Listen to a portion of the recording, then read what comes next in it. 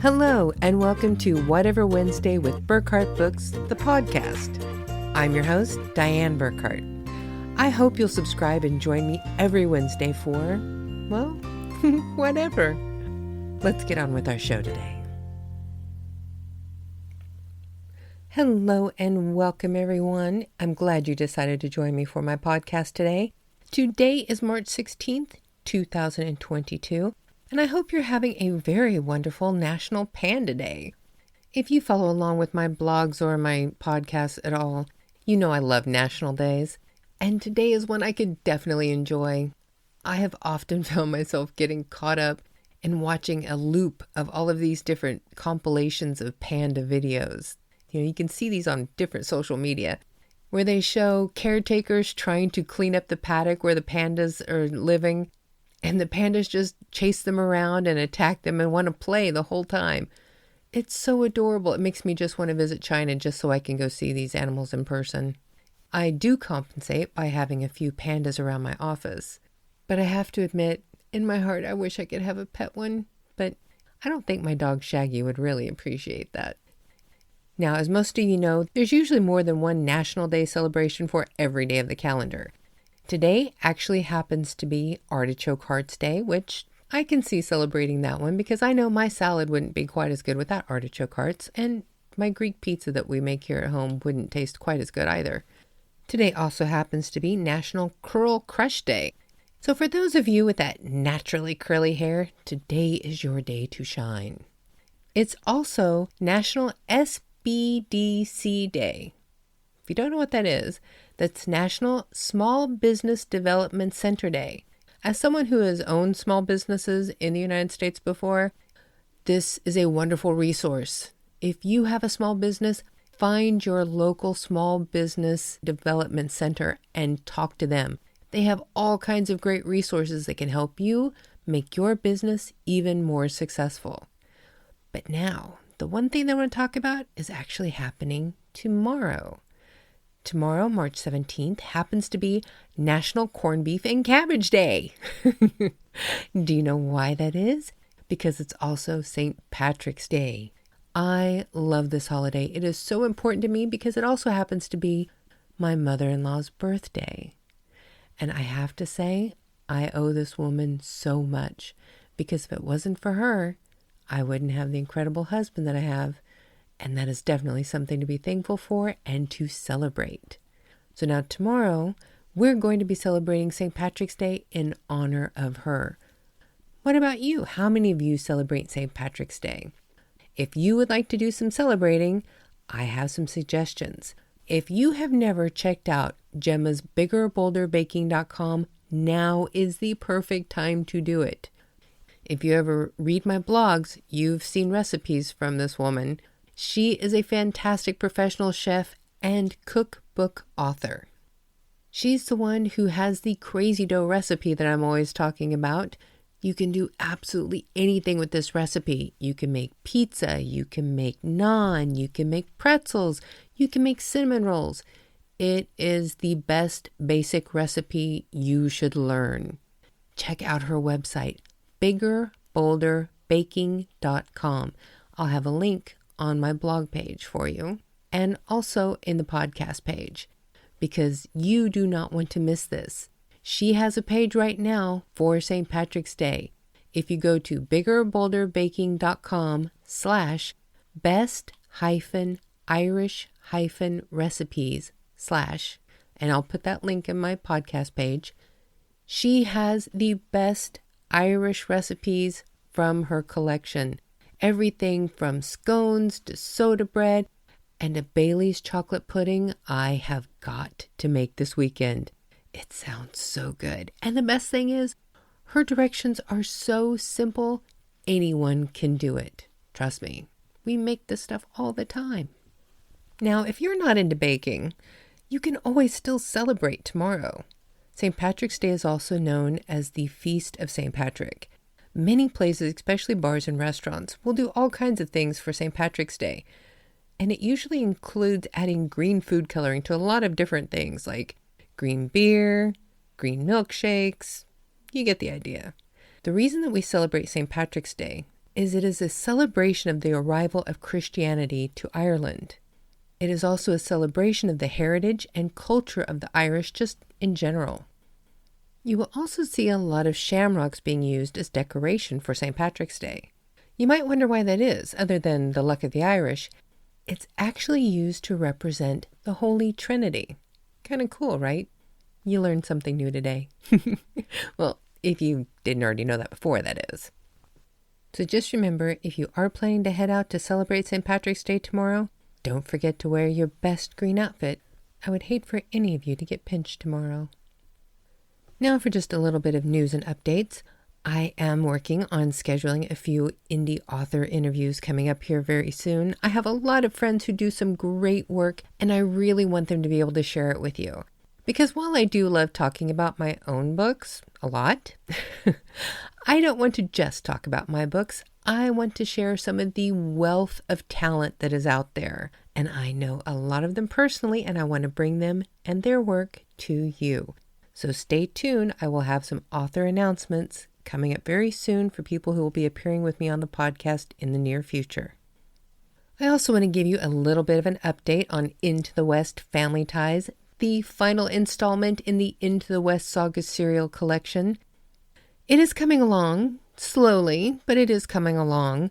I am hoping to have a sneak peek coming up here very soon, but I will tell you it's probably going to slow down a little bit in the next month for a while because my bonus daughter from my husband's first marriage is coming to visit for a month, and she and I have never been in the same room before. I am really looking forward to this. She lives in South America, we live here in Europe, and we have never been in the same country before. This will be a first. We've done all kinds like video chatting and texting and that kind of thing, but we've never been in the same room before. So I'm really looking forward to spending as much time with her as possible over the next month. She actually gets in on Friday. I can't wait. Anyway, because of this, I'm going to be a little distracted, so I will be writing, but probably not as much as I usually am.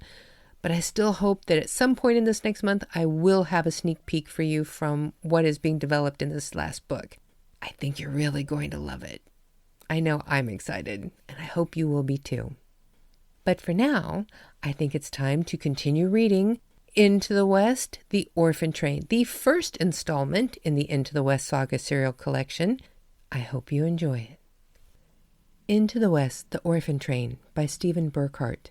Continuing with Chapter 3. Elizabeth had just enough time to introduce Connor and Carrie when the meal bell rang and everyone started saying grace. As soon as everyone said Amen, the children began to eat. The room was fairly quiet while everyone ate. As the children were getting near the end of their meal, you could hear conversations begin to pick up around the room. Connor had been silent as he ate his porridge, but after he finished his last bite, he started asking Carrie questions. How long have you been living here?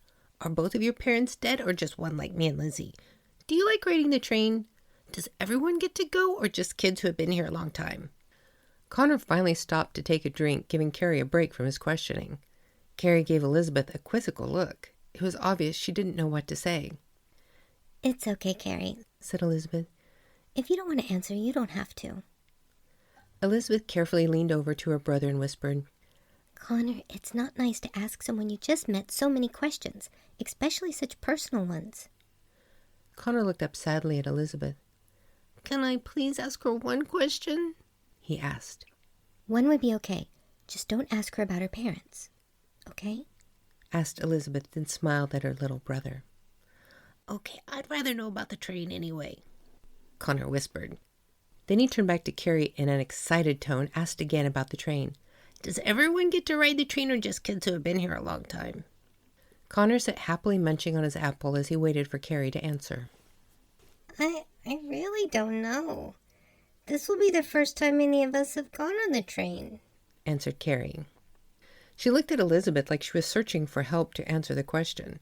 When none came, she continued. They have a hard time finding enough proper homes for everyone here, so they have started taking some of us on the train to other cities to find homes for us. Other cities? asked Elizabeth. A bit of panic sounded in her voice as she spoke. Elizabeth didn't like the sound of that. She had assumed one day she would be able to find a way for her and Connor to go back to their mother. But if they were in a different city, how would they ever find their way back to her? How far did they take you? She asked. Carrie shrugged as she answered, I don't know. Just then, Mrs. Kelly came back into the dining room to retrieve the children. Hello, Carrie. How are you doing with your poem? Mrs. Kelly asked. Better, Mrs. Kelly. I should have it all memorized by Friday, answered Carrie.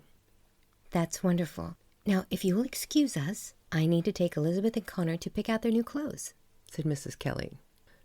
The woman looked down at Connor and Elizabeth and continued, I need you both to pick up your dishes and I will show you where to put them. Then we can go to the storeroom. Mrs. Kelly stepped to the side to give the children room. She motioned for them to get up and said, Come along, we have lots of things to do today.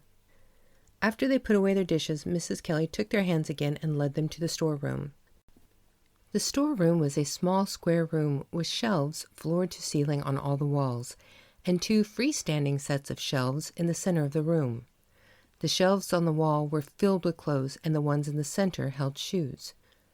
There was not a lot of color variation. Everything was in browns, blacks, and dark grays. Mrs. Kelly slowly walked around the room, looking at the tags on the shelves. Now, let me see, she said to herself. She looked at several shelves, then finally stopped to pull a dress off of one and held it out at arm's length. She looked back and forth between Elizabeth and the dress a few times before shaking her head no. No, I think this one will be much too big. Maybe we should try one a size smaller. We do want to give you some room to grow, but not this much. Mrs. Kelly smiled at Elizabeth as she folded the dress and placed it back on the shelf. After searching a few more shelves, she pulled off a dress and smiled. Here we go, she said. I think this one should fit beautifully. Mrs. Kelly brought the dress over to Elizabeth and held it up in front of her. What do you think, Lizzie? She asked. Lizzie looked down at the dress. It looked like many of the other dresses she had seen here, dark brown with little pale off-white flowers on it. The dress was brand new. I like it very much, ma'am. Will it be all mine? Elizabeth asked. Elizabeth didn't remember ever having a new dress. Most of the clothes she had worn had been cast-offs from the children at the house where her mother worked. When their clothes had holes or the children had outgrew them, the lady of the house would give them to the maids to cut up for rags. If the clothes were still nice enough, her mother would bring them home and take some of their old clothes back to the house for rags instead. Mrs. Kelly smiled at Elizabeth. Yes, Lizzie, this will be all yours, she said. You'll get one more day dress and one special dress for church and meeting families who might adopt you. Suddenly, the happy look on Elizabeth's face disappeared. She didn't want to meet new families. She wanted her own mother. Seeing the sudden change in Elizabeth, Mrs. Kelly felt horrible for mentioning a new family. She didn't know what to say next, so she just quickly handed the dress to Elizabeth and turned back to the shelves to look for another one. With luck, maybe she could find something a little special to distract the girl from her thoughts. Near the back of the second shelf, she found a dress that was a little different. This one was a light brown color with tiny pale blue flowers. She hadn't seen this material in here before. As she walked back to Elizabeth, she remembered something she had in her pocket. When she was in front of the girl, Mrs. Kelly knelt down and held up the dress to Elizabeth. Yes, I think this one will do very well. What do you think, Lizzie? She asked. Elizabeth couldn't help but smile as she looked at the dress. It didn't look like anything she had seen any of the other girls wearing here. The pale blue flowers were so pretty on the light brown material. Her smile slipped just a little as she thought how much she wished her mother could see her in it. It's so pretty, Mrs. Kelly. It's the prettiest dress I've ever had. Elizabeth reached out to stroke the material as she spoke. Mrs. Kelly smiled and reached into her pocket. And look at this, she said as she pulled a light blue ribbon from her pocket. I got this just today, and I'm going to let you have it for your hair. It even matches the flowers. Elizabeth's smile grew as she reached out for the ribbon. Her excitement was cut short as she stretched just a little too far and pain flared through her. Elizabeth squeezed her eyes shut tight as she suddenly hissed and sucked in air as the wounds on her back throbbed. Mrs. Kelly leaned down and reached out to take Elizabeth's hand in hers. Listen to me, Lizzie. Today is going to be the worst of the pain, but from now on it's going to keep getting a little better every day. Until one day when you get up, it will all be gone. Do you hear me? Asked Mrs. Kelly.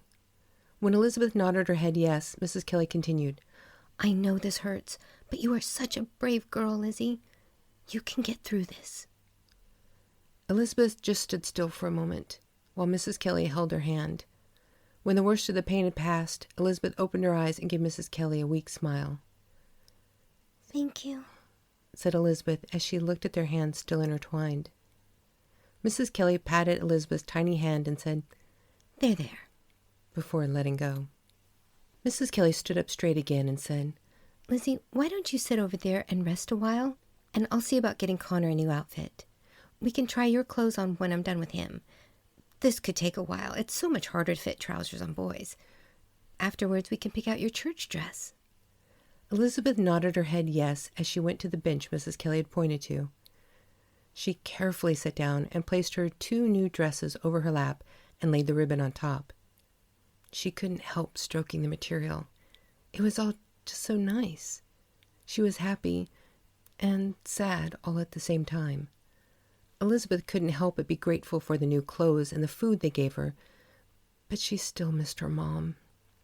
It felt like she was betraying her mother by enjoying these things she was being given here. After a while, Connor came running up to Elizabeth with an armful of clothes. Lizzie, look at what Mrs. Kelly gave me. Aren't they just the finest things you've ever seen? Asked Connor. He was smiling so big Elizabeth couldn't help but smile back.